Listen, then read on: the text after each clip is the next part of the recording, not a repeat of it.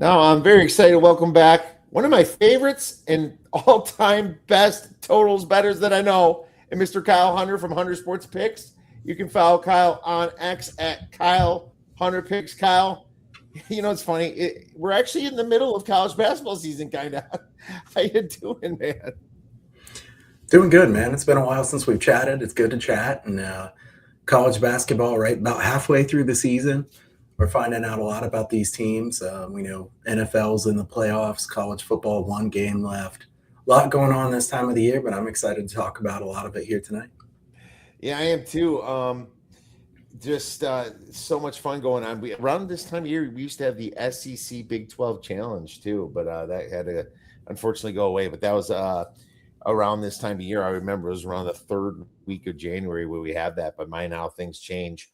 But what doesn't change is we have a ton of teams. We still have 365 teams, to bet on, and that's always fun. And we have a lot to talk about. And this is the first official college basketball show that I'm having with a guest, and no better than you, Kyle. So thanks for coming on and speaking with me again here about this wonderful sport that we both love so much.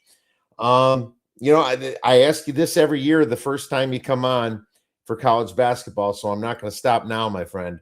Give me an under the radar team that can make some noise if they make the NCAA tournament. Now, this could be like a Power Four team that just nobody's talking about as much. Or it could be that small group of, not just group of five, but like it's a smaller conference team, obviously, in general, since we have so many conferences. Well, Kiev, I'm going to give two here because I kind of feel like I'm cheating with the first one. I like to go way under the radar, and they're kind of a big name team, but Texas A&M, there's a reason I'm wearing a Texas A&M hat. I like Bucky Ball. I think he's a really good coach, and they've shown signs of coming on here of late. Almost won at Tennessee the other day. For all the problems that Rick Barnes has in March, he is a good coach, especially this time of the year. And winning at Tennessee is a tough thing to do. They almost did it. Texas A&M's pulled off a couple nice wins already. The way they play, I think, could give people trouble in March if they make it. I don't know if they'll make it, but I think if they do, they'll be really dangerous. That's my first one. The second one, just going way under the radar, Yale from the Ivy League. I think Yale is a tricky team in that they have plenty of veterans. They're really well coached. Kiev, we've seen some Ivy League teams make some noise in some of these recent years. I don't think the Ivy League is like really good by any means, but smart players, guys who take care of the ball well. Yale already beat Akron in a neutral site game. They went to Vermont and won. I'm not saying these are like massive wins because they haven't played a great schedule, but if you're looking way under the radar, a team that could cover a spread on the first weekend if they get there, I think that's the type of team that could pull an upset, cover a couple spreads. So Texas A&M is a team that could win a couple games in the tournament and do some damage, and Yale is one that's a bit under the radar. Oh, absolutely. And Bucky Ball's great. Shoots a lot of threes, rim rate's good, never mid range.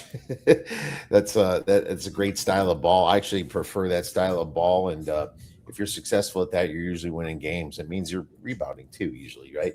So completely agree with you there. And that's some of those Ivy teams, Princeton, Yale in the past has given a lot of the big names trouble. I think one of them beat Arizona, if I'm trying to remember right, back in the NCAA tournament, maybe, I don't know, 5 years ago or something like that. There's been some upsets, and so I don't have any problem with that Yale pick at all. I think it's a really good one, actually, and I love it when you think out of the box. What's funny with you, though, you've always said I stay away from the Ivy League a lot this time of year. It is tough to bet. Listen, I don't bet Ivy League versus Ivy League games. So this is not me saying I'm going to be betting Yale during the regular season. But I think Yale is a team that could make some noise. I think that we're a little bit short on teams from, the SoCon and conferences like that could really make noise. I was trying to find one there. Well, the SoCon Mercer's been decent in the SoCon. Okay. They're okay. Yeah. St. Louis is a good team. That's not too far under the radar at this point with, Kareem Abdul-Jabbar and you've got Josh Schertz there who's done a really good job. I just don't know if they're terribly far under the radar at this point with what their record is. And, Yeah. usually we've had this team from, East Tennessee State or somebody like that from the SoCon that I think can really do some major damage. I don't know. I feel like we're lacking a little bit there. McNeese is a good Southland team, but we've seen them do well in the past. I don't know. Can they do what they've done in the past? I don't think they're quite as good. So I think we have a little bit smaller pool to pick from for way under the radar teams that could do damage. Yeah, I think you're right. East Tennessee State's good in their conference, but they haven't played anybody, and that's the problem. You try to the efficiency sites tend to sniff these teams out pretty quick, and that's always the problem. I think George Mason's interesting at 17-1. Remember back in the day, it was a 2004, 2005, something like that. George Mason made the NCAA tournament and made it, I believe, to the Final Four, which was really fun to watch. And they just beat VCU at home, 86-80. And they do have a loss at Virginia Tech, but that happens. They did beat Florida Atlantic, and Florida Atlantic's creeping. So George Mason's just really interesting at the Atlantic 10. The question is, can they get by Dayton and St. Louis? Right, those are the two in front of them. It'd be cool if they could win their tournament, because it would really shake some things up, because I would assume St. Louis might make it in as an at-large anyway, so could be a bubble buster type situation. Yeah, let's say one more, Kiev, because maybe we should at least talk about them a little. Is Murray State and MVC, Okay. Missouri Valley, a conference that both of us like. I know you never know who's going to win Arch Madness. There's plenty of teams that could win that, but Murray State can really score, and the way they play is so unique to every other team in the conference. And the fact that they're undefeated coming into this, they've won 11 straight games, undefeated in the conference. Pretty shocking to me. I mean, they're putting up 85, 84, 81, 86 points in a conference where this. I mean, there's a lot of low-scoring games usually.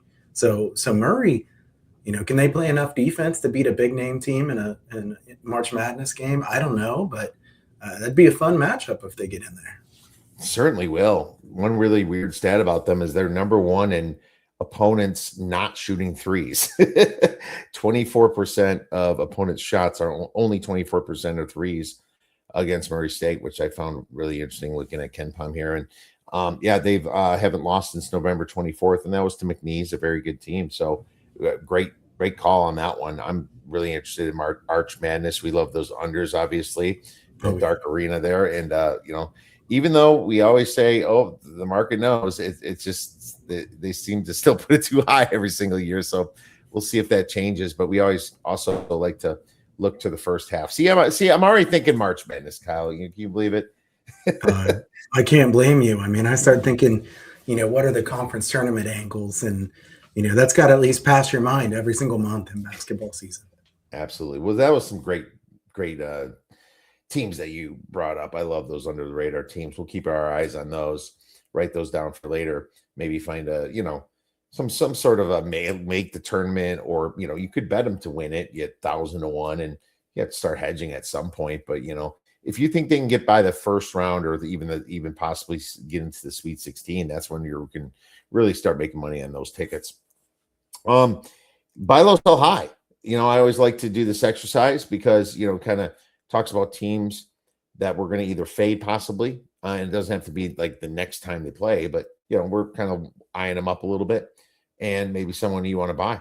I'll start with sell high, and this might be a little bit crazy, but I don't think the SEC is, unfortunately, in football they're not good, and they're not as good, I don't think, in basketball as they were last year. Kyle, and two Big Ten fans like us, like, what are we talking about, right?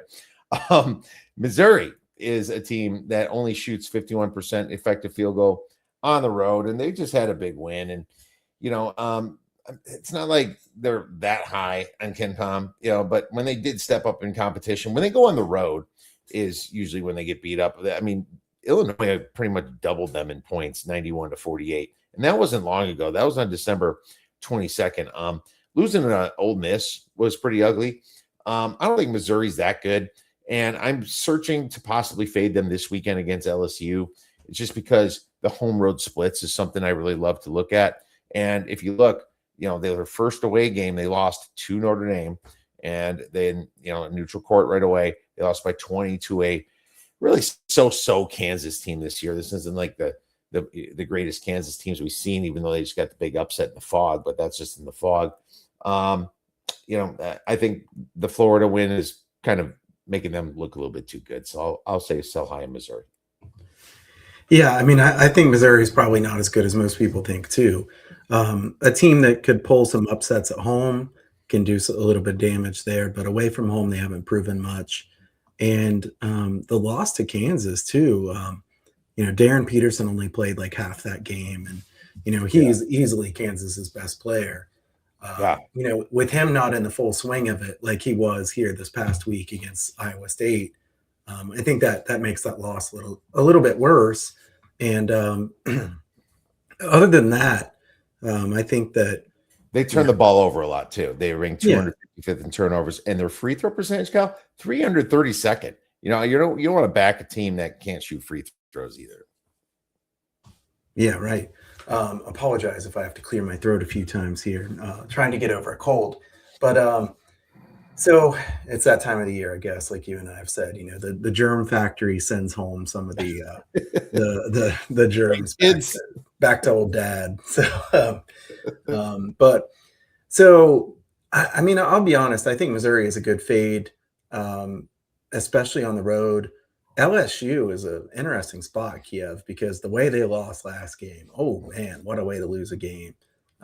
You would think that they'd come back, really wanting to win this one. And I think LSU is probably a good buy low there. And Missouri in general, I think they might be a good sell high even for the rest of the season if you just go against them. I think they're probably not as good as most people think they are right now. So yeah, and you're right. That game against Kentucky was brutal way to lose it. But at the same time, your next game's at home. It's not like you're going on the road after that. I think they do get that one at home because the four losses in a row is tough. But yeah, we'll see.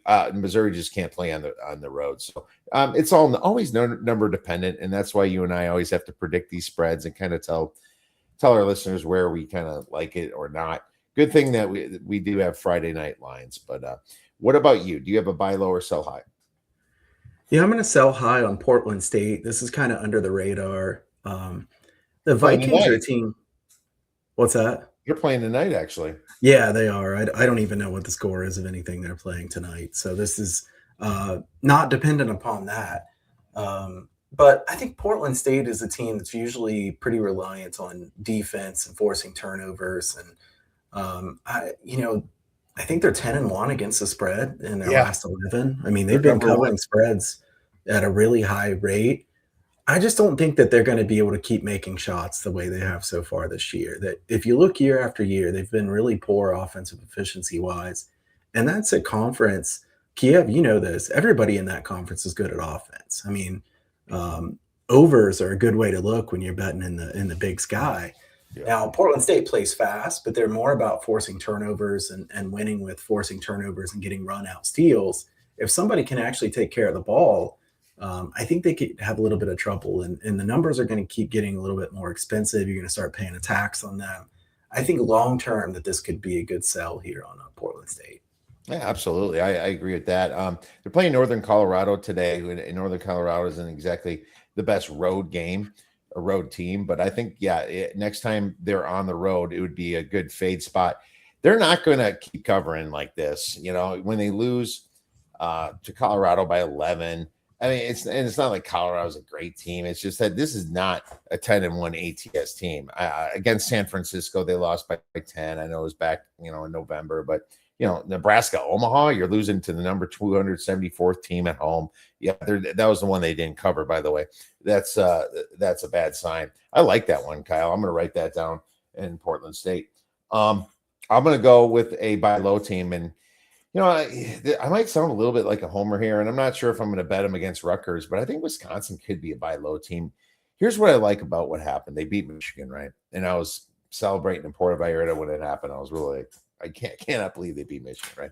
We were found it on the radio app because I couldn't get it on TV. But they came back in the letdown spot at Minnesota at their rival. That's our biggest rival is the Gophers, and they won that game. Minnesota popped a 3. tied it up, and it was a long distance 3. And then Blackwell came right back and popped it right back in their face and hit a buzzer beater. That kind of tells me the character is starting to build at Wisconsin. They're only 39th on Ken Palm, but I'm not saying as a big favorite, you're going to want to always lay it with them. But I will say that the times that they are a dog, and there's going to be plenty of them. Indiana, there's going to be Illinois. There's going to be some home dogs too with Michigan State coming up. Those are the times you're going to want to buy low on this Wisconsin Badger team. And I might even do it when they play USC at home, only favored by 5. It looks like according to Ken Palm. I think that I would definitely play Wisconsin against them. So, kind of something in the future. Wisconsin's good. I mean, you weren't the only one cheering for Wisconsin against Michigan. Shocking, right? No, but I like Wisconsin basketball team, and I think well coached. They've changed, as you know, from a defensive team to a team that's really good at offense, and they have too many different scorers. It's tough to stop them all. That was a great finish against Minnesota. A really fun game. I think Minnesota at home is always a tricky matchup because they do have a really good home court advantage. And the wins that Wisconsin was coming off before that made that a tricky spot. But I think Wisconsin's a good team, so I support that one as well. Awesome. Good stuff. That's all I have for buy low, sell high. Do you have another, or should we get into our next segment? Yeah, I have a buy low, and I will admit that this one is almost like a hold your nose one because – and I didn't do it on purpose, but mine's also a Big Ten team. I went with an under the radar team for the sell high, but I'm going to go with Oregon. They're 5-12 against the spread this year, and honestly, they look legitimately bad. I've watched them play. They don't look like a good team. But Kiev, I've looked at all the stats year after year. Altman's teams have been very good covering spreads late in the season. We've talked about this before. If you just filter coaches by mid to late February on through the rest of the season, Altman's number 1 on the list. So I have to think that as a long term, I think Oregon could be a good buy low. This might even be one that I'm not really excited to bet here right away. Don't go and bet this weekend and go haywire on it or something. But I think that there's going to be some spots here to buy at Oregon when everybody else is giving up on them. They don't look like they're a good team. And I'm not saying that they're going to do some major damage later this year or anything. I just think that they can start covering spreads. I mean, you look at they're 1-5 in the conference, but look down their schedule a little bit. They're going to play, games at Purdue and Indiana. Then they're going to come home in middle of February, play Penn State, Minnesota. They'll finish at Northwestern, at Illinois, home against Washington. My guess is over that last 6 or 8 game stretch, Oregon will cover spreads at a pretty high rate, just because we've seen in the past, unless something's different about this team, Altman does a good job getting his teams to peak at the right time. Yeah, and one of their best players is hurt, Jackson Shellstad. Right. And when he comes back, it's just going to mean the numbers got better for Oregon because the efficiency sites, don't factor that in. And he's coming back. They're not going to boost them. At least most don't do that. And so the market's going to be a little bit too low on them. So I agree with you there. And yeah, I mean, it's funny. If we did this podcast a month ago, it'd be great to say Nebraska, but yeah, they're not under the radar. I have been betting them every single week. I'm just going to keep rolling it until I lose, but probably be stuck betting them on this week. But they're going to run out of gas at some point too. But they already made me so much money just betting on them. I have to keep going until that wears out. But it's cool to see a team like Nebraska who has been a failure in football. It's almost like Indiana and Nebraska kind of traded places. Yeah, Nebraska used to be right. Yeah, so it's great to see them. And this team plays legit defense, just very legit defense, and they're very disciplined. And I'm really tons of props to Fred Hoiberg. But we can go on and on. I think we should get in some games and talk about them for this weekend. I'll start with Toledo versus Kent State because it's a Friday game. There's some 4s out there, but I'll project the spread at -4.5, where that's the most consensus number, with a total of about 171. This is kind of an underrated MAC game for Friday night after the work buzz. Kent State is actually, they've been one of the MAC's better programs. You throw out Akron, and Kent State is the basketball programs over the past few years. And they're an offensive focused team, 72nd in effective field goal percentage, lightning pace, 19th in tempo. Kyle, they play pretty fast. They ran through their non-conference with 3 losses. 2 of them were close games. Toledo's actually very similar to them in a way that their offense and defense ranks almost identical in efficiency. But, the Golden Flash is just the much better shooting team, 72nd in effective field goal percentage to the Rockets at 143rd. But the issue with Kent State is that they've been turning the ball over a lot. So they have that lightning pace, but they've turned the ball over. And this is kind of why I like them at home. I think they're a little bit better at home. The reason I want to lay the points here is that Kent State has dominated this matchup. Last 2 years, it was a 19-point victory away and like a 40-point victory at home against these Toledo Rockets. But I looked at the real history. They covered 8 out of the last 10 matchups against Toledo. The big thing for me is that Kent State can rebound the ball. Toledo can't rebound the ball. So that's where they're going to get the second chance. That's where their margins are going to come from. And this is just a very low spread for me. They rank 73rd in rebounding percentage. Toledo ranks 236th in rebounding percentage. I'm going to lay at the 4 points here. I'll even call it 4.5. Man, this total is really high for a reason. You know that. I don't want to bet the under here. I'm not saying I'd bet over 171 necessarily, but if somebody goes through a slump early in this game, I could see the live over having some value here because it's hard to see either team getting consistent stops. You've got Toledo, who's very good at getting the steals and quick scores in transition. Kent's not been very good in transition defense. Kent is really good on the offensive glass, and Toledo gives up a ton of second chances. Right. We know that can really do some major damage. From 3, Kent's been very good. Toledo, a poor 3-point defense. Year after year, Toledo's really not been very good on defense. Kent's playing much faster this year than they have in a lot of the past years. I mean, 19th in tempo last year. They were 222nd. The year before, 245. So they've really amped up the pace a lot. I think this will be a really high-scoring game. I could see a Kent team total over being a decent look here as well. It's going to be really high, obviously. But, I don't know that this is one that I'm going to bet, but I think I would lean the same way as you there. Okay, yeah, and like you said, team total is always an option if you're afraid that they're going to turn the ball over a little bit too much. Let's go to one of your picks. We have Kentucky at Tennessee. And Tennessee, according to KenPom, is going to be lane 6. Torvik's been a little bit off from KenPom this year. If people have noticed, I feel like the market's actually kind of gravitated more towards Torvik. I don't know if you have an opinion on that, Kyle, but we're probably looking at a total of about 144. Does that sound right? About 144. So what do you think about this game? Yeah, I think 145 or so is probably about right. So I think Tennessee laying 5.5, 6 points is probably the way I'd look at this one. We've talked about Rick Barnes before, but this isn't the time of the year that I like to fade Rick Barnes. It's in March that I like to fade Rick Barnes. Kentucky's coming off this big win where they do the Christian Laettner play, and it works. They win a game that they had no business winning. Now they go to Tennessee feeling pretty good about themselves. Tennessee had a big scare last game. So you would think that Rick Barnes and company would be pretty prepared for a game like this. And, I just think that Kentucky has not proven to be consistently good enough to want to trust them against a team that is good on both sides of the ball. Tennessee is always very good defensively. They're great on the offensive glass as well. Kentucky is a pretty good defensive rebounding team, but Tennessee is going to get second chances.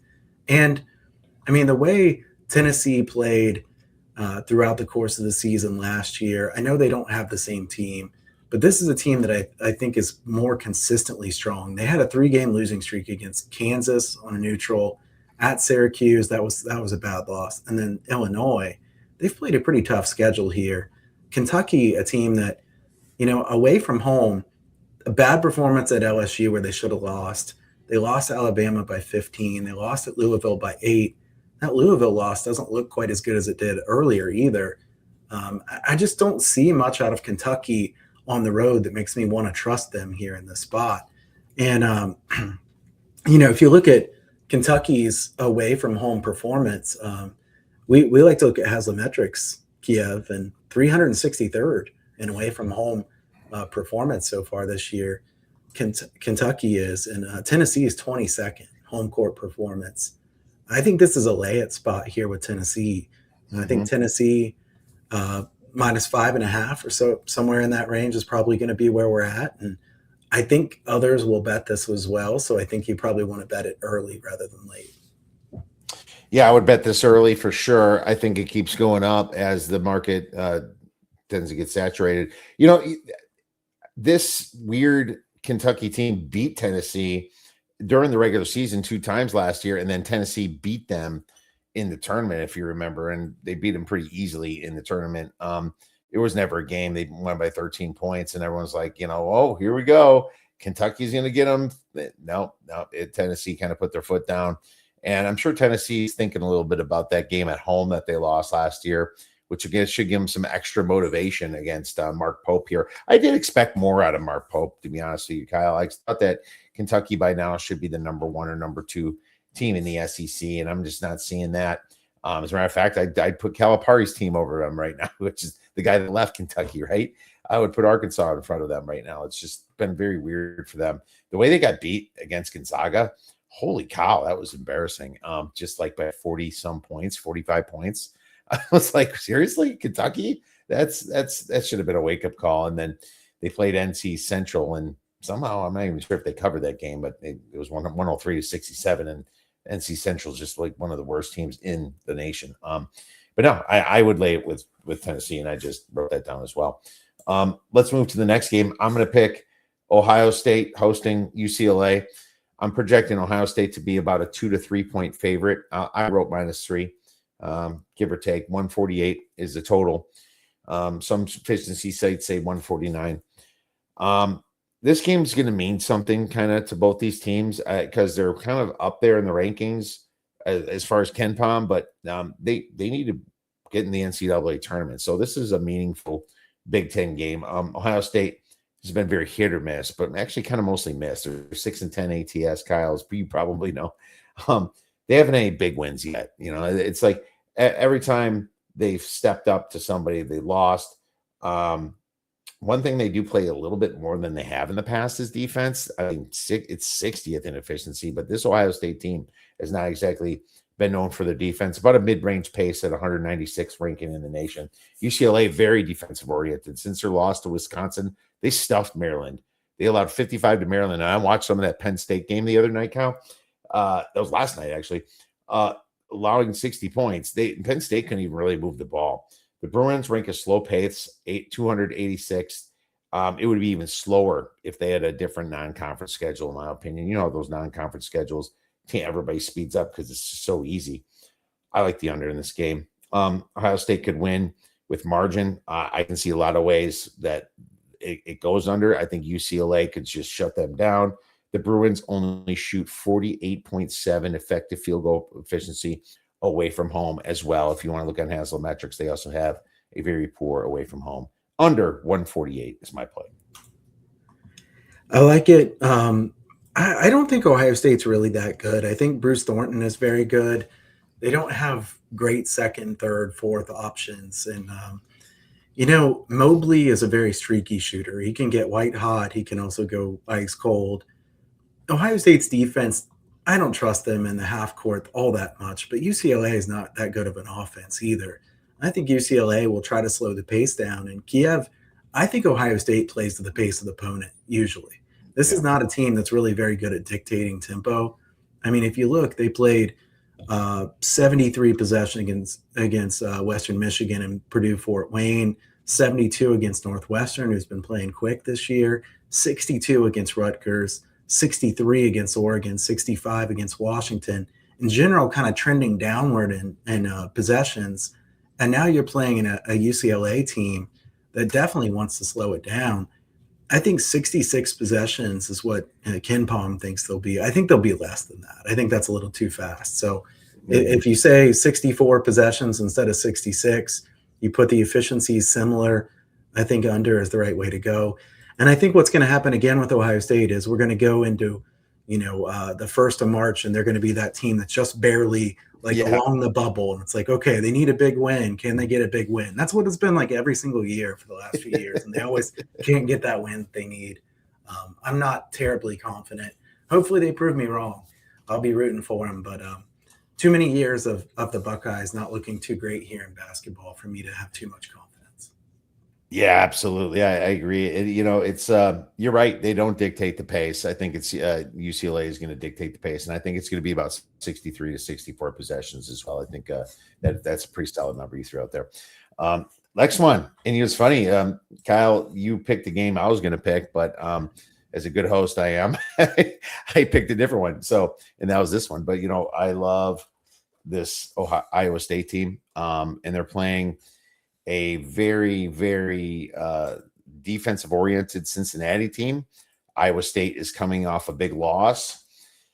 You know what? The projected line was it 7? I don't know what you have for this one. I'm just going to go to Ken Palm. It's going to say 9.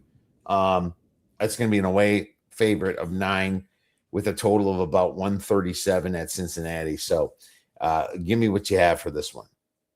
Well, I think the total will get bet up here because all Cincinnati totals have been getting bet up because they are playing really quick.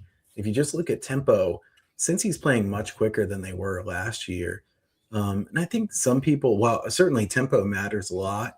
I think some people are too dependent on just the pace that they're playing at because Cincinnati's 207th in offensive efficiency, 8th in defensive efficiency. They're 46th in average possession length this year, 219th last year. I think they will play pretty quick here. Iowa State coming off a loss to Kansas, like you said. Now, Kansas is not the best team they've been, but now with their star player Peterson back at Fall Gallon, I mean, they can have fantastic home performances there. I think some people are going to be too quick to write off Iowa State. Iowa State's a really good team. As far as the side, what would I really want to bet? I don't know. I'd rather bet the under. Here's what I'd rather bet. I'd rather bet under, wait for this to go up to, 137 is what Ken Palm has. I think that's a good guess. Maybe I think I'm going to be just a tick lower than that. But I think this one goes up to like 140. So if we can get 139.5, 140, I think this could be a good under because Iowa State played really fast in non-conference. But look at their pace in conference. They've been a second per possession slower on offense. I think that they will not run and gun here. I think they'll do more of trying to win with defense because Otzelberger is at his core a defensive-minded coach. I think Wes Miller has taken a lot of heat. I mean, he is not a popular guy among the Cincinnati fans at this point. He knows that. He's said as much. They've lost a ton of close games. So do I want to lay this many points on the road? I don't know. I mean, I definitely trust Iowa State more than I trust Cincinnati. But Cincinnati had close games against Houston. Houston, I think it was tied with like 3 or 4 minutes left, and they lost by 7. They were beating West Virginia, then lost at the end. They've had some confusing performances, to say the least. But to me, I trust both the defenses more than I trust both of the offenses. So I'm looking to bet an under here if the market continues to bet up Cincinnati ones. That's something I really think people should try to do too, Kiev, is go back and see what the market does from open to close in past games and predict future. You can find out a lot by just looking at what the market's telling you. If you want to take the under here and they open 137, I would wait it out because I think 139.5, 140 is probably coming. Where earlier we said, Tennessee is probably going to go up, so you'd want to bet that early. This is one I'd want to wait and bet later. Yeah, 140 would be a nice number to go under, but I was kind of with you. I was going to possibly lay Iowa State on the road just because of after that big loss. I think they really get it together, and every team needs that loss and get it out of the way, and then they kind of become a team again. And that Joshua Jefferson's just been fantastic for Iowa State, and Timon Lipsey, he's one hell of a point guard. He doesn't put up a ton of points, but he really is great with the ball. And there's enough rebounds and defense on this team to shut anybody down. And the problem with Cincinnati is if they can't get their offense going, I mean, ranking 241st in field goal efficiency, they can really get in some trouble. I don't care if you're ranked number 8th in the defense efficiency on Ken Palm. When you're playing Iowa State and you can't keep up with them, yeah, there's just nothing you're going to be able to do. So I'm looking to lay the points, actually, Kyle, with Iowa State. So I'm totally with you on that one. Next one, I'm going to go with, it's funny. I can't wait to do a little hodgepodge because I do want to run a game by you, but I'm going to go Iowa versus Indiana. Indiana -2, total 143. This is kind of an interesting game too, is that both these teams are coming off multiple losses. It's kind of interesting. The other interesting thing is, Kyle, both coaches just recently coached on Drake. One was 2024, one was 2025. Right? I find that really funny. How recently both of them coached for Drake. But anyway, poor Drake, right? I feel for Iowa a little bit. I just kind of think they went through the gauntlet there because they had Illinois and Purdue. They had a tough letdown spot in Minnesota where they lost that game. I bet the under in that game. But Indiana, I think, like we said earlier, is the bee's knees in football. I just don't like. I'm not buying their basketball team this year. As a matter of fact, they were one of my considered sell high teams. I think they're a little bit overrated. Indiana's best home team or home win, I believe, if I'm not missing anything, was against Washington. Indiana just kind of is a bully. They beat up bad teams like Maryland by 20 points ish. Chicago State, right? They won by 20 against Chicago State. Should have been 50 because Chicago State. That's not too much. Yeah, that's not that much. Every time they fought somebody tough, like Louisville, lost by 9 points. Minnesota lost by 9 points, which is not tough. Lost to Kentucky by 12. It's just that they're losing by margin. Really considering laying Iowa on the road, but I kind of like the under better if it's going to be 143. Ken Palm has it at 145. I was trying to be generous, putting this line down to 143. I just think that Iowa will control the pace. Ben McCollum is going to slow it down even slower than he's been playing. When Ben McCollum started this out, they were playing Robert Morris, Western Illinois, a bad Xavier team, Southeast Missouri, Chicago State.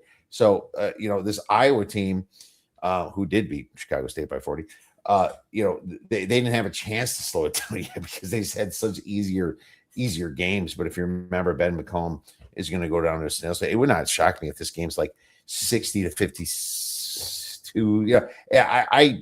I just think Indiana is it. And it's always that superstition. It's like if the basketball team better lose for the football team to win. I know you don't buy into that, but it's funny how that does work. My friends talk about that, but it's a situation where I don't think Indiana is going to have a chance here. And I like Iowa better in the rebound spot. I like Iowa at the pick'em, but I like the under a little bit better. So we'll go under 143. Kiev, I don't have a strong opinion on this game. This is a tough one for me. I think I would lean the under if I was forced to bet it. Side, I don't know what to bet. McCollum's a really good coach. I think he knows to slow the pace down here. I think Darian DeVries is a good coach as well. But Indiana's had a couple spots. That Nebraska game, weren't they up like 16 or something? And they were up really big and then blew that game. That was a tough way to lose. I think Indiana has to prove it to me before I'd want to bet on them.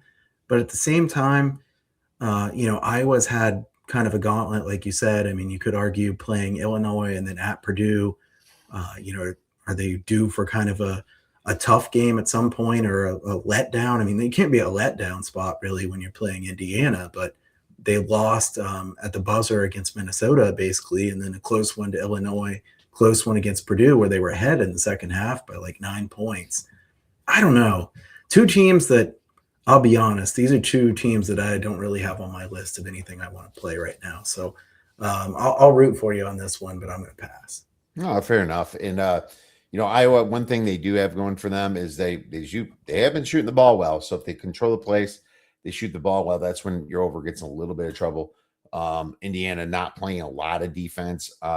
That worries me, but I just think Iowa's defense will pace this thing out to where the under is going to hit. And so that's my play.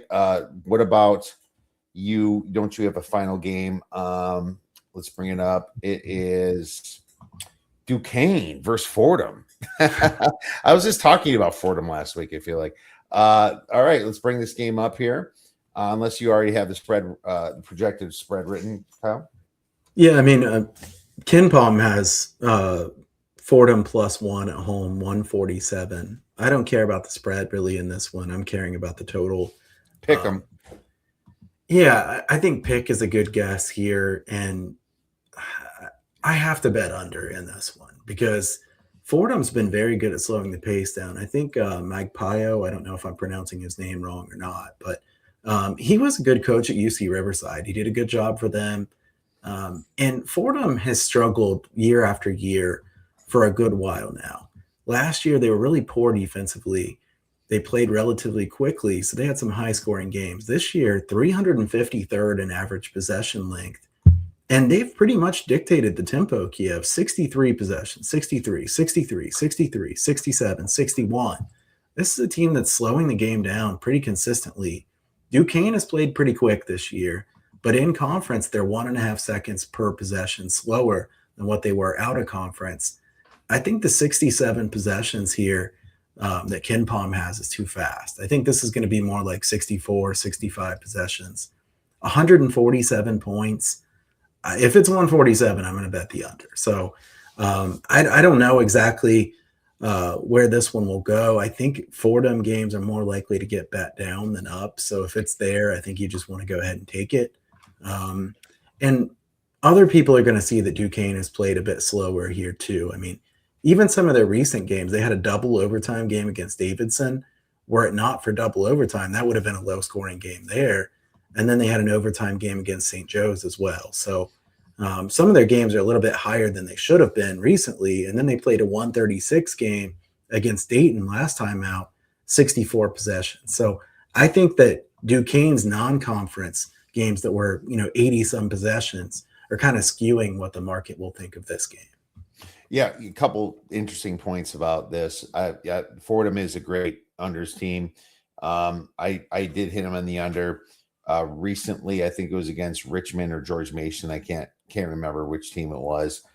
Yeah, their free throw to field goal percent is, or field goal attempt, Yeah. 364th. They don't get to the free throw line, and that's obviously you're not getting the free throw line. You're just dancing around, ranking 348th in pace, just chucking up crap. That's kind of what it seems. Their 3-point percentage, 343rd. What's real funny about this, though, the matchup dichotomy here, is that Duquesne is number 3 in over team. They're 12-3 to the over, number 3 in the nation, while Fordham is right at the bottom in unders, like 12, like 4-12 or something like that. I have to relook at it. But it's just funny that 4-11, right? So they're in the bottom 10 to the under. It's just such a big stretch. But I always like the team that's in home that can dictate the pace, right? And Fordham is at home here. I'm with you. I'm writing this down. I think 147 would be a gift if we get that. I'll even put it 144. I'll take the under. Yeah, I think 145 and a half, 146 is more likely than 147. And I think, Fordham, the other thing about them, you said that they don't get to the free throw line. They also don't put the opposition on the free throw line. So there's not very many free throws in their games in general. The other thing that I really love to look at is defensive rebounding. They're excellent. So they're not putting people on the line, and they're also not giving second chance points. That's a really good recipe for an under, especially in the mid 140s. Yeah, Duquesne's not bad at defensive rebounding either, ranking 93rd. So it could be a lot of back and forth wasted possession. So that'd be wonderful to hit that. So I have that written down. This is why I love doing this with you, Kyle. We both come up with a few hot ones. Well, that brings up some hodgepodge, Kyle. And I would be remiss if I didn't bring up Arkansas versus Georgia. I mean, how high is this total going to be? Because Bart Torvik has this at 188. Maybe so. Ken Palm has it at like 182, something like that. Would you bet the under in this game? Oh, no chance. I'm not betting the under with your money on this game, Kiev. No way. I mean, I like unders, and people sometimes say, Kyle, why do you love to bet unders? I don't really love to bet unders. I'm just better at unders usually, but I don't want to bet the under in this game. I mean, it's sick. Um, 182 is Ken Palm. It looks like my number is going to be higher than that. Yeah. So I think, what did you say Torvik is here? Torvik is 188. Yeah, I'm going to, I think it's going to be 183. But but Kyle, if I see 179, I'm probably oh, betting the over. You know, yeah, I feel like the market just might think, oh, that's too much. I'll bet the over if it's 179. there are people who blindly bet the high numbers down. And if they want to do that here, then I'll take the over too. I think it will open higher than that for sure. Um, 180, I think, is close to a buy on an over. And that sounds ridiculous because I don't like betting high overs, Kiev. All it takes is one bad stretch. It takes a 2-minute stretch of I crap. mean, and then you're like, wow, that's it. But I definitely lean to the over. I mean, I think this is a game where both teams are really good at taking care of the basketball. I mean, there's not going to be many turnovers, lots of second chances, lots of free throws. We've seen some epic free throw fests in the SEC already this year. Alabama's been involved in several. I think this could be another where we see a ton of free throws. And I mean, 77 possessions is what Ken Palm has. I'm betting the over on how many possessions there'll be. I think 80 is more likely than 77. Oh, for sure. There's a lot of great games. Arizona at UCF. I was on UCF when they upset Kansas. Do I have the balls to bet against Arizona? Oh no, man. It's probably going to be like a 9-point spread. I really don't want to go against Arizona. They're undefeated. They probably just watched what Michigan did and what Iowa State did, and knowing that they're in full control right now. But it's not like they haven't been slipping up. They only beat ASU by 7 points at home. Actually, that was really their only slip up. I mean, you look through the rest of the numbers; you have to go way back to UConn, who's like a top 10 team, where they only won by 4 points, and UCLA, but that was way back in November. So, yeah, I'm probably not going to mess with Arizona here. They look like the truth. Them and the old team up north and Iowa State are my top three, but I think they're everybody's top three now. I did bet some Iowa State back in December to mid-December to win the title, but probably I don't think I'm going to mess with this one. I think UCF might be a little bit overrated in general. They've had some pretty good luck factor rankings, or that they've been pretty lucky so far this year. So I don't know. Arizona had a bit of a tough game, like you said, against Arizona State. Maybe that's a wake up call. I think Arizona would probably be my lean in that game, but another game that's going to be really high scoring. Yeah, looking for a dog with home dog with fleas. Does Washington have fleas? Washington was supposed to be decent coming into the year, but they're only 10-7. They lost 3 of the last 4 games. Of course, it was against Indiana, Purdue, and Michigan. They beat Ohio State at home, but Michigan State going on the road is probably only laying 4.5, 5. Kyle, it's just one of those that's going to be like, Michigan State only laying 4.5 or 5 against the likes of Washington. I almost feel like that's insulting to Michigan State in a way. But Washington, they don't shoot that well. They don't turn the ball over that much. They don't shoot threes that well.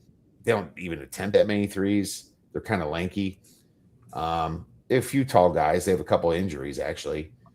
Yeah, I would possibly look to Michigan State here. Yeah, I mean, maybe the under in this game too. I mean, Michigan State's really good defensively. They don't give up second chances. They're number 1 in defensive rebounding, 13th in block shot percentage, and Washington's taking so many twos that I would think that Michigan State could kind of neutralize some of that. I think I'd probably want to bet the under more than anything else in this game. Yeah, probably. But the problem is that Washington can be so bad. Michigan maybe, and they'll start playing faster. Their average possession length, their average possession length is more than their tempo, which just means that. Well, I mean, actually, coming out of the non-con, you see a lot of that. But they're playing a little bit faster. I wouldn't bet the over, that's for sure. But I'm thinking about laying with Michigan State. Just want to throw that out there. Texas A&M Buckyball at Texas. Yeah, I mean, Texas just came off the big win.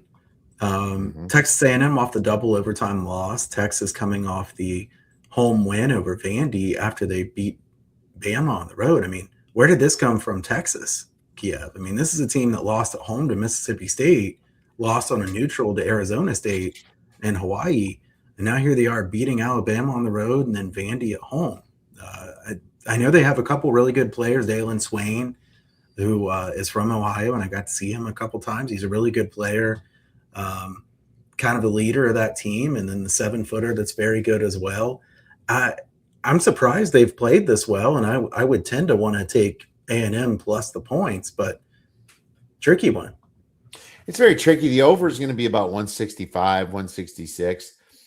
What's funny about this, I expected more pace out of Sean Miller here in this first year. I thought that this team would have a little bit more of that. Now, Texas does get to the free throw line all the time. So I like that part. They also foul a lot. A&M plays, 10th in average possession length, 21st in tempo. They do play decent defense, but not enough when it comes to playing Texas. This could be like an under the radar type over because people look at 165 and just pass, but I mean I could see this game just getting wild, just an absolute wild watch, right? Yeah, I think over would be the way I'd want to look too. Maybe even an A&M team total over at like 80 and a half or something like that would be a decent way to look at this. Uh, Kiev, you're bringing up a lot of these really high scoring games. It's almost making me a little uncomfortable. Making Kyle nervous over here. You get Sorry me about that. nervous in here. All right. Well, we can switch it up. I know we already talked Iowa State, Cincinnati to make you feel calm. Wyoming at Fresno State. That's not going to be super high scoring. The Mountain West is kind of. I feel like they're kind of weak this year. I Yeah. know that I do like what New Mexico is doing with the coach they hired from San Diego, from UC San Diego. They're actually doing pretty. When they lost um, Patino, Richard Patino, I thought they would take a big step back, but man, they're winning some games. They play a little bit faster, but I mean, the Mountain West in general, Utah State is real interesting. They're like the number one team, and I might be, we'll save that one. We'll save the Grand Canyon Washington State for the later segment, or sorry, Grand Canyon versus Utah State for the later segment, but. Do you have anything to say in general about the Mountain West? We love to fade them in the NCAA tournament, but what are your thoughts about the Mountain West? Well, it might be a little harder to fade them this year because they're just not as good as they've been. So, in past years they've looked very good. Then they get in the tournament, and then they're rated pretty highly. This year, I don't even think they'll be rated very highly. They won't get as many teams in. I mean, San Diego State's not as good as they've been in some of those past years either. Um, New Mexico plus the points might be a decent look. I haven't looked at the game really, but that would be my lean against San Diego State there in that one. Colorado State's a team that's been really, they've played very well this year, but they're shooting 40.2% on threes and they take a ton of them. If you think they're going to regress, then, that could be a fade team as well because they take so many threes. That's really what they're dependent on. Grand Canyon's fun because they're different than everybody else and they have the great home court advantage. Um, I don't think there's any team here other than Utah State that looks like a team that could win a game uh, in March Madness. I mean, maybe San Diego State, they're well coached and they play good defense usually, but Kiev, San Diego State's not that, top 5 defense that we've seen a lot of the other years. They're 26th in defensive efficiency, and they're not really that good on offense. So I don't know. I'm not. The Mountain West isn't as intriguing as some of the other years. No, it's definitely not. It's ever since Grand Canyon joined them, it's kind of almost sad to watch. I was hoping to get a couple bids out of them. Yeah, Boise State ranking in the 80s certainly doesn't help either. They've had some really gross losses recently themselves.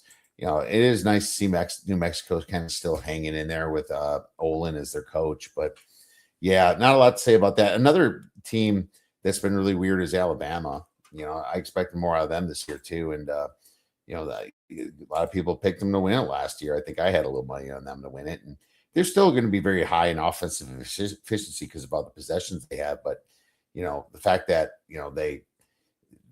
they don't do enough on defense. It's just kind of the same thing. They get cold and other teams keep scoring. And that's why they lost to Texas, and Vanderbilt, and got destroyed by Arizona, beat enough by Purdue and Gonzaga. I don't know. It's funny. Maybe I'm wrong. Maybe Alabama under Nate Oates would be a buy low team because they do have some talent there. I don't know. Yeah, I could see either way on that. It's just their defense has not been very good. I mean, defensively last year they were, 28th. This year they're down to 72nd. They're not forcing any turnovers. They're not good on the defensive glass. I don't know. I don't think that looks like a team that has a great chance to go super deep. But they have played a really tough schedule. I mean, they've played the toughest schedule of anybody. So, maybe they can prove me wrong there. But that's a team that I have a hard time getting a read on, Kiev. Anytime I bet an over with them, somehow they have a lower scoring game. If I bet an under with them, I just absolutely hate it. So I usually pass on their games pretty quickly. What's really weird is that for the speed they play, they rank third in turnover percentage. So it's almost like they care so much about not turning the ball over that they're just not putting any energy in getting steals. It's like ranking 353rd in opponent turnover percentage. That's just not right. I get it. They're a weird team. They're a very, very weird team. Weird to see Stanford get a nice big win last night. So that was fun against North Carolina. They're going to play Duke. Imagine going North Carolina and Duke back to back. But you get them at home. It'd be cool if they can get 2 upsets right there. Duke's not the Duke that we remember either. They're not as good as they were last year. St. John's at Nova. We didn't really mention anything in the Big East. There's not a lot to talk about in the Big East. They're probably a 3 to 4 bid conference at best, right? St. John's last year was the better team, I think. Villanova definitely upgraded in coach, right? And that's kind of the thing is I like Kevin Willard a hell of a lot more than what they had with Neptune, with Kyle Neptune. Yeah. And I find that interesting because where's this game going to be? Semi-home? That usually means Madison Square Garden. No, Xfinity Mobile Arena. I think this is 76ers. Oh, you're right. It's out there. Okay. So, but that's closer to Nova. I would probably lean St. John's still if it's pick 'em. Yeah, Kiev. Look, whether you like him, hate him, whatever, Rick Pitino is a damn good coach. Like he does a good job, and I'm not a huge Rick Pitino fan, but I'm a bettor, and his teams are very good. He coaches defense well. His teams get after it. They hustle very well, very good on the offensive glass every single year. Under is a scary bet to make here. If it's 150 or so, with it being a somewhat neutral site, maybe under. But I think I would want to bet St. John's there in that game. Yeah, and Nova still with Kevin Willard still a little bit newer. They're doing great, but the funny thing about Nova is that their best win was against Wisconsin. Number 39 Wisconsin, and that was an overtime game in Milwaukee, and Wisconsin was looking really bad during that time. Their next best game is Seton Hall, number 44. St. John's could clean house with them. It's just kind of one of those where St. John's puts their foot down, and I'm betting on a coach here. It's not like Kevin Willard's bad. Look at what he did with Maryland last year, right? Okay, then is any other games you want to bring up before we move into little football? Well, Seton Hall, by the way, you bring them up. I think Seton Hall might be a little overvalued at this point. They've been covering spreads like nobody's business. Shaheen Holloway is a good coach. They play good defense, but I think Seton Hall could be a sell high candidate coming up near term. It just looks like a team that has had too many of those comeback either wins or close losses like they had against UConn to cover a spread. I think Seton Hall is not quite as good as what they've looked to this point. other games, just real quick. Yeah, I think the under the radar game that I kind of like in the Missouri Valley is Belmont and Southern Illinois too. Belmont's a good team. Casey Alexander's a good offensive minded guy. Kiev, we have a couple of those now in the MVC that are good offenses. So I guess this is kind of a note of pause for people that just want to bet the MVC unders. You know this. There's a lot of people that don't pay attention to college basketball in November and December like we do, and they jump in and they think, well, MVC, I mean, it's unders, right? MVC is unders. And in general, there's a decent amount of under teams in the MVC. You've got Northern Iowa, who's a great under team, Valpo, Bradley's usually good defensively, teams like that. But Belmont, really good offensively, first in effective field goal percentage offense in the country. Southern Illinois, a quick team too. So I think that could be the type of game where people don't expect to see as many points in an MVC game, but I think the pace will be really quick and that could be pretty high scoring. A game where both teams are, pretty high quality teams. I think the MVC is very good this year. I mean, this is a top 10 type conference that's really improved itself by picking up Belmont and Murray State. Belmont's always played a quick fastball. Yeah. That's just the way it is, and they don't play a hell of a lot of defense. But being number one in effective field goal really says something. It's not like they played anybody in the top 100. They haven't, but it's not like that matters when you're playing Southern Illinois anyway, right? It's like Southern Illinois is just going to be sloppy, and they also pace at 60th themselves. So that's going to be definitely an interesting game. Plus, they turn the ball over, so that could really bring up the points here. I'll take a look at that over when it comes out. It's projected at 144. So Belmont under the radar game. I like it. All right, college football, dude. What do you think, man? I mean, I don't want to hit any pain points for you, but what's interesting is that the only two teams that beat Ohio State is Miami and Indiana, and here we go playing each other. But that says something. That says something about like they kind of belong there. They belong in the title game if they're the only two teams to beat really the number one team for most of the year in the country. And Ohio State's great, and they almost beat Indiana. Is this spread too high at 8.5? Is this total right at 47.5? I never bet overs on championship games, but I already did my breakdown on this one. But I mean, just to be honest with you, Kyle, my number 7 in the game on a neutral site. If it's really not neutral and you got to give Miami something, then make it 6 or 5.5. Yeah, it's just, do I want to get in front of that freight train of Indiana? Not really. I just feel like they do things so damn perfect that it just goes their way. I love Kirk Cinetti. I think now that everybody loves him, though, I'm kind of say. I mean, I was the one that bet him. I bet him 200-1 last year, to make the playoffs, and now everyone loves him. But I liked him back in James Madison, and he was in the FCS before that, Kyle. So I think it's the greatest story I've seen in sports for if they finish this off, especially. Absolutely. I mean, as far as underdog stories coming into it, I know they're not an underdog in this game. I mean, underdog story of being to this point, Indiana, I mean, this team has not had football success ever, really. And now they're to this point to where they're favored by this many points in the championship game. I mean, I've said this before, but if somebody just said, 8 or 10 years ago, Indiana in 10 years is going to be favored by more than a touchdown in the championship game, I mean, you would have thought there was something seriously wrong with that person. And I mean, I don't want to bet the side, honestly, Kiev. I know I won't. So I'll just, spoiler alert, I'm not betting the side in this game, and it's not going to happen. I haven't even decided if I'm going to take anything on the total as far as full game. I lean under the total. I think Miami has to run the football, take a bunch of time, play a little bit of keep away. They have really been very run heavy. Fletcher's been great. I think they can move the ball a bit, but I don't know if they can score touchdowns. And Indiana's red zone defense has been next level good. I mean, they are excellent in the red zone. Miami, if you look at their defense, the key to this game is what do we think the Miami defensive line is going to do against the Indiana offensive line? Because if they look like they did against Ohio State, Miami could absolutely win the game. If they look like they did against Ole Miss, they're going to lose.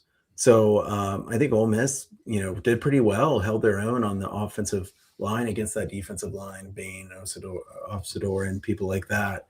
I mean, uh, under is my lean. The only bet I've made in this game so far, Kiev, is first quarter under 10.5. The reason I took that is Miami's games have been staying under 10.5 every single game. I mean, in the first quarter, 9 straight. Indiana, 6 of their last 7 have stayed under that. And last week's really only went above it because the pick 6 right away and then short fields immediately. I think this has the feel of a game where there's a feeling out process. And even if somebody does win by margin, I think it would be tight early on. Yeah, I mean, I even looked at the first half under 2, and I'm just scared. It maybe it's just unwarranted fear, but when you just see a team that you were kind of like under power rating the whole freaking year, and then they keep doing this, it's like, could they just go up 24-0, and go over that total, or 24-3? I don't know, man. I agree that they should both start out in any championship game. You should start with nerves. You should try to really protect the ball. You're careful. You'd rather punt it than, throw into, double coverage, right? It's not a situation where it's smart to be aggressive in the beginning of a game, and that's the way it should be played. I'm not disagreeing with you at all. I definitely wouldn't take the over. It's just like, I'm trying to find something to bet in this game, and I don't want to waste money. I'm not betting it just to bet it. I'm looking at the prop market, and I don't like too much of the rushing props over either. I might even go rushing props under. I mean, it's just I'm just not seeing a lot that I like, and it's kind of weird to say that. What do you think of Mendoza's rushing prop? Do you think Mendoza will run for much here or not? I mean, I kind of tend to think that his rushing prop might be a bit too high. No, I don't. He can get sacked. It's Miami's defense. Right. Miami sacked big negatives. Stan a few times, and that's great point. Surratt's interesting, over 56.5 receiving yards, but I don't know. Mendoza's been throwing it around, and what is his rushing total here? 19.5, something like that. 18. Yeah. And what's funny with college, remind everybody, a sack counts as rushing yards. Right. So that's a very key thing. I'll go under. He might not even have to run the ball. Yeah, I would go under. I see it at 16.5 right now. So it's dropped. Okay. I think under is still my lean even at that, because even last game when Mendoza went scrambling around and fumbled, I mean, I think it would not be in their best interest to have him running any more than he has to. And Miami has caused a lot of tackles for loss that are like big losses. I mean, we saw Julian Sayin take these 15-yard losses consistently. I don't think he'll take big losses like that consistently, but all it would take is 1 or 2, and that could pretty much ruin the rushing prop right there. Kiev, to be honest, as a Buckeyes fan, it feels a little bit weird because the 2 teams they lost to are the teams that are playing in the title game, and it's like, I mean, some people are like, well, the Buckeyes suck. Well, they can't suck too bad, because I mean, they did lose to the 2 teams that, and some of the people are like, well, the Buckeyes suck, but Indiana, how about this great win over Ohio State? And it's like, well, that was a 3-point game. That was, so, I mean, the Buckeyes were a good team, and Indiana and Miami deserved to win the games that they did. High leverage spots at the end of the game the Buckeyes didn't perform well in. And, the pick 6 against Miami was just a massive play. Right. I think I just, as far as a side, Kiev, the problem with me taking Miami is I trust Cignetti a lot more than I trust Cristobal. I think Cristobal's a good offensive line coach, a good guy at motivating his team, but Cignetti, I don't know where the chink in his armor is. I mean, he's very good at everything. Cristobal has these spots where, you get late in the game, you never know what's going to happen. And against the spread, he's not been very good long-term. Cignetti, I mean, he's covered like 2/3 of the games that have been lined in his coaching career. So it's hard to go against. Very hard to go against. And people that say that's inflated, well, Ohio State was laying 10.5 against Miami, and it's down to 8.5 against Indiana. If you have, I mean, how much adjustment are we making in 2-3 weeks of play? You're not supposed to be. This late in the year, we're supposed to know it all. It's just, it's. I mean, seriously, it's like it makes no sense to me that it's that high. Even though I probably made a big adjustment on Indiana over the past couple weeks, but I mean, I will say I did bring Indiana very close to Ohio State after the Big Ten championship game, and then as the playoffs happened, I was like, wow, Indiana maybe is better. But it was it's still like I don't even think I was at 10.5 when Ohio State played Miami. I think I was lower than that anyway, right? So not much I can do with it. But here's the thing, Kyle. I don't gotta do anything right now because I don't have to bet this game. I can enjoy it with some popcorn, and I can also bet it if it hits 10. It might hit 10. I mean, there's a lot of people that are in Indiana. They're going to be like a favorite parlay piece. People are going to probably put them with some college basketball games. People are going to probably put them with an NFL game on Sunday too. So, this thing can keep moving, and there's going to be a money line perspective as well.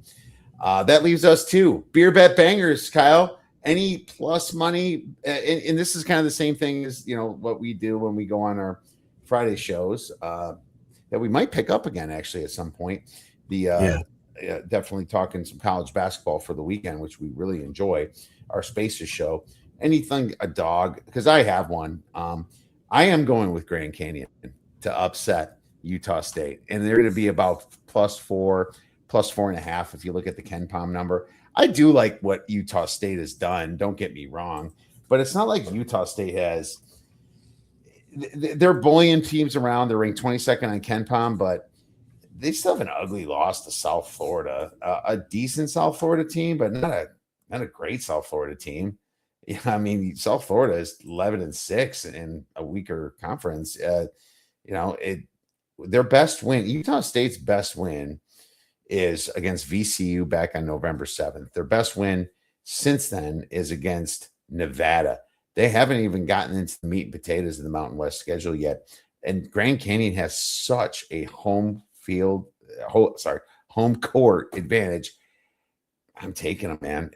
Ken Palm's got it at 6, so you're maybe looking at +170, +180 type situation. I like it.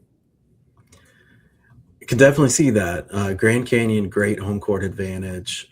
Utah State, really good at home. They've had some good road wins here, but this is a big test for them. And Grand Canyon coming off a loss, I think that's a good spot. I am going to go with Sacramento State against Northern Colorado, like way under the radar, kind of sicko level here. Okay. Sacramento State with Bibby, they've been pressing and playing as fast as they can. Kind of a fun little team to follow. Northern Colorado, we mentioned them earlier.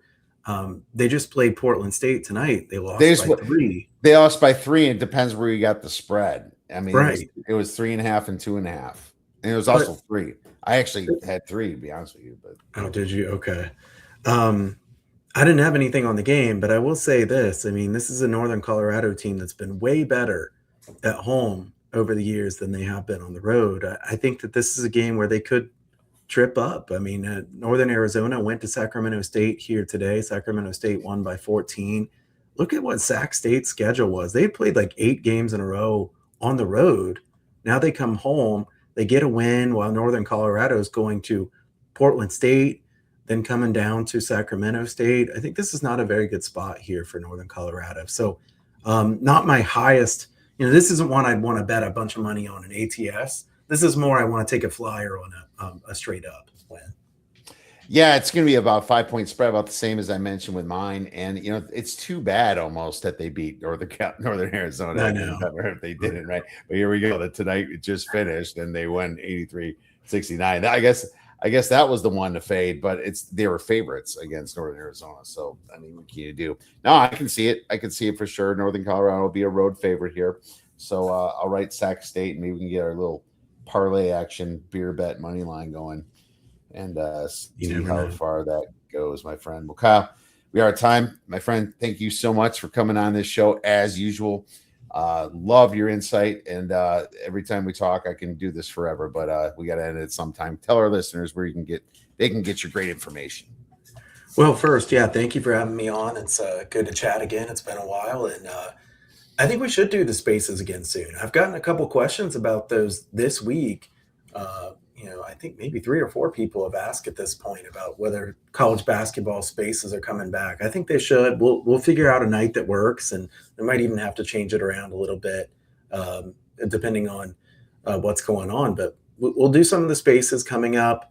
Those will be fun. I'm sure you and I will chat some more here through basketball season. But my work is over at huntersportspicks.com. You can check out everything going on over there. It's been a good college basketball season thus far. It was really good, and I've hit a little bit of a slump here lately. I think I'm like 98 and 68 or something like that this year. And college hoops, very good. So hopefully can keep the season going really well. And who knows? I mean, I think this is a tricky time, Kiev, because early season I think is easier to win in November and December than it is in January or February. And then I tend to find more edges again in March. But don't go all in real quick if you're listening in, because if you haven't been betting college basketball and then you just jump back in, there's a lot of changes. I mean, a lot of different players, a lot of different coaches. You can't go based on what you remember from last March, because a lot of different things have happened. And I think this is a tricky time of the year with the conference season just kind of getting underway, and more people betting college basketball. So the volume is going to be quite a bit higher. We'll see the lines get a bit more. The bookmakers are going to get sharper with their numbers here, so we have to make some adjustments. Absolutely, we got to make some adjustments, and we'll figure out a great time. I'm sure we will. We'll try to make it where most people can watch it. So that's great stuff. Make sure you guys check out Kyle Hunter at Kyle Hunter Picks. Kyle will be texting. All right, thanks, man.